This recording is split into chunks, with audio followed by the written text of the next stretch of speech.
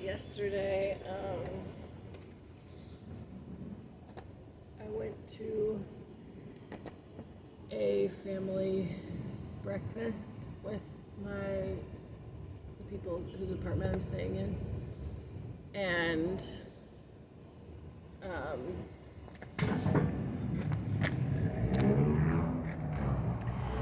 there was like 20 people there. It was a birthday party. It was Paul's family. Paul and Tila are the people who I'm staying with. And we went to this restaurant called La Casa de los Abuelos, Grandpa's house. It was so fun and interesting. And the waiter brought, like, they ordered these coffees with milk, and the waiter brought them out, and you had to say "Ay" when he had poured the espresso amount that you wanted in your glass, and then he poured frothed milk on top. And it was just like, they come around with like a box of those breakfast breads, conches, pan de chocolatina, things like that. And you pick out one. I didn't have one, actually. There was just a lot there was like so much going on. Everybody was speaking Spanish, but Paul's family is so nice, and everybody wanted to talk to me in Spanish or in English if they could. And the 3-year-old that lives in the apartment that I'm staying in, Luca, he's like the youngest of the grandkids, and he's really cute, so he like is just running the show basically. And I had a lot of good conversations with people who wanted to practice their English, and then we came back here to the apartment, and Paul's parents, who are like in their 80s, came with us. And I ended up talking to them a lot in Spanish. Like, it was a big Spanish day for me. Not talking to them well, but they were really interested in my time in Africa, and I just so happened to have some photo prints of the time that I was there, because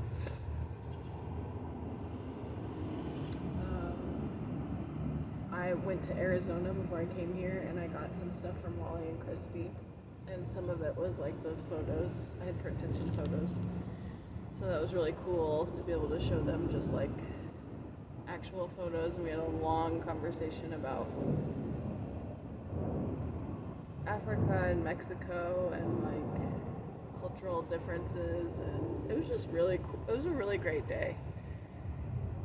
But then I left because I needed to do my journaling, because that's a big commitment I have to myself now, is like meditation and journaling. And I was listening to this chapter of this guy's book. It's a self-help book, and it's, kind of cheesy, but also not. And it's really been really powerful for me. And I listened to this chapter, and it was about just like, I guess, limiting negative self-beliefs, but also how sometimes we make ourselves so busy that we can't even hear what's going on in our own head. And I just had one of those moments where I listened to this chapter a couple times and felt like a lot of things really became clear. And I really he was talking a lot about, he's not a psychologist. He calls himself a soul counselor. So, I mean, I take everything with a grain of salt, basically. literally anyone. Could be the most qualified person or the least qualified person. But he talks a lot about how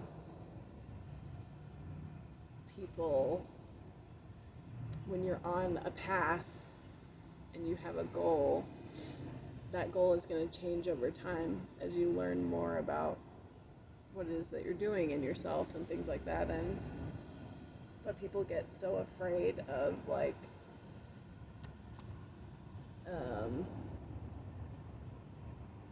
how they're perceived for not following through on what they said they were going to do,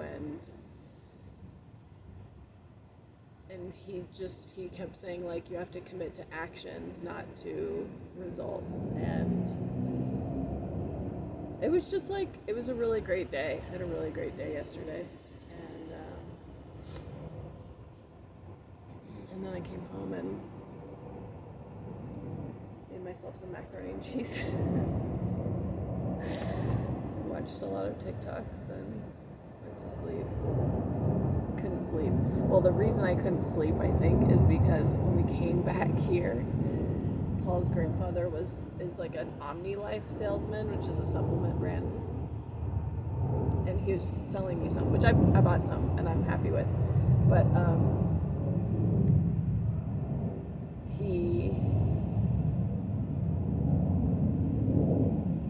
for my sampler, it was like 3 p.m. He gave me this drink that was like loaded with caffeine and taurine.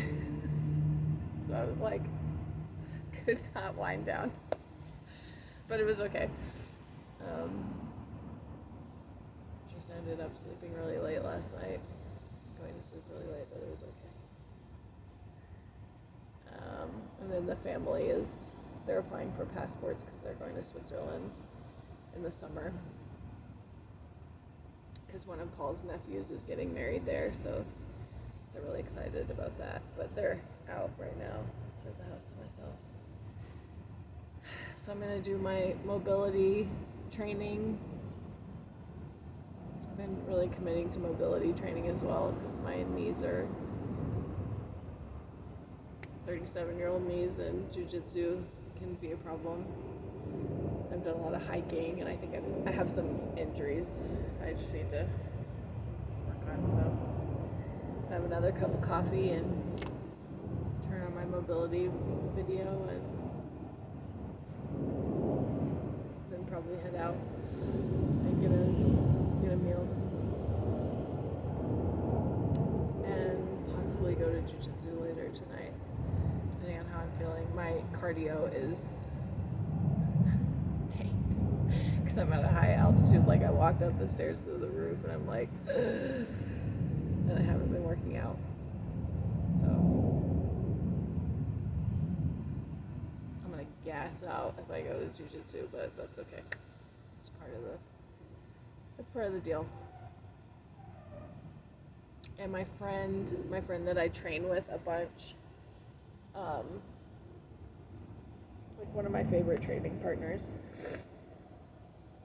just did a televised match, and it was combat jiu-jitsu, and he'd been training for months, and combat jiu-jitsu is no strikes, but he was doing a form with open hand striking, and he did so good.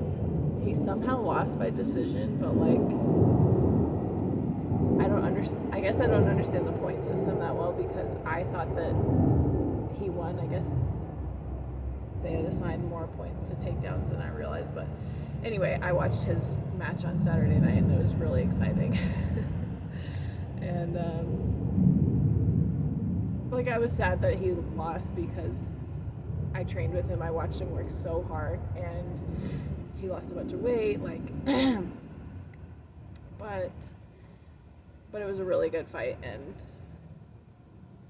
winning and losing is not really what it's about. And he did great, and it's all part of the journey.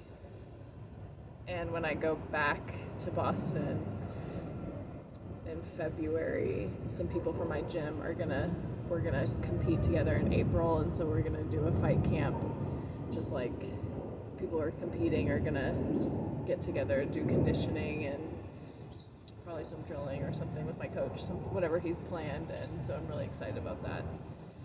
When I go back, that'll be really, really fun, and I just hope I don't have to lose 10 pounds again, but if I do, I do. It's just like, there's nobody at my, because I'm kind of tall, there doesn't seem to be a lot of female competitors at my weight level. So I can either lose 10 pounds or I've actually thought about putting on muscle. I'm not going to do that before April, but I thought about putting on significant muscle to compete, but that would be like next year or whatever. So anyway, that's what's going on with me. See you soon. Let me know if you need anything from Mexico. Basically, I feel like I'm bringing back retinol and necklaces and OmniLife. So if you're interested in any of that, let me know. All right. Love ya. Talk soon.